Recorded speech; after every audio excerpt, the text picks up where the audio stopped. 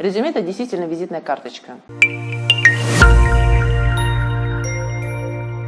Что бы ни говорили, что резюме уже сильно никто не смотрит, там, да, мы смотрим на потенциал, конечно же, если у кандидата было несколько там, предыдущих мест работы, да, либо он участвовал активно в социальных там, каких-то проектах, и он об этом написал, у нас создается общее представление об этом кандидате.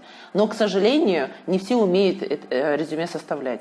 Вот вы говорили в самом начале, да, что мир поменялся и требования поменялись. Я так скажу, что и требования к резюме поменялось. Если раньше модно было, чем больше страниц в резюме, тем лучше, то сейчас наоборот. А ты попробуй из вот такого количества информации о себе сократить до одной страницы.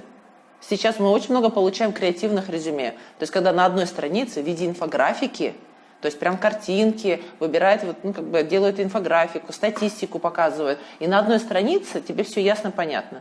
Это о чем говорит? Это говорит о том, что этот кандидат, во-первых, изучает новые тренды в составлении резюме. Это плюс большой. Он, то есть, как бы развивается в этом направлении. Второй момент. Он упростил намного работу рекрутера.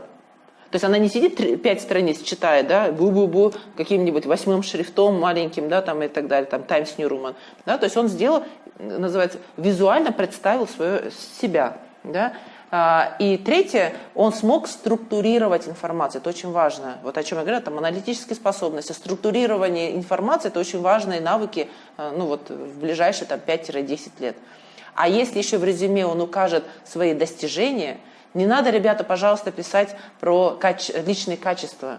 Это вот просто, ну, как бы переписанные с предыдущего там, резюме коллеги или друга, там, типа, стрессоустойчивость, коммуникабельность. Но это общие фразы. Они это ни о чем не говорят, если честно, рекрутеры. Но что говорит о вас, это ваше достижение. Что вы достигли, например, проработав там, бухгалтером 3 года в какой-нибудь там ОСО, там, ЧП «Ромашка», мы так говорим, да? То есть какие достижения были, и мы тогда понимаем, человек результатоориентированный, он ориентируется на результат, да? Он ориентируется на достижения, которые он хочет показать нам, да? Поэтому лучше потратьте время не на то, ковыряние себя по личным качествам, а лучше вспомните ваши достижения, это вот этот аллея побед, да? Что вы сделали, чего вы достигли, да? И об этом напишите.